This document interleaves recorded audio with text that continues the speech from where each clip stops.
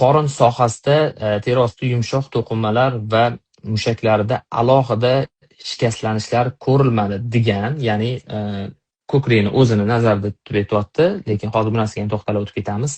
Lekin degan joyi bor. Lekin chap ikkinchi va uchinchi qo'rg'alarning old qismida sinish kuzatildi. Bir emas, ikkita qo'rg'a singanligini tan olib o'ziga aytishyapti. Chunki bu narsa albatta nimada chiqadi.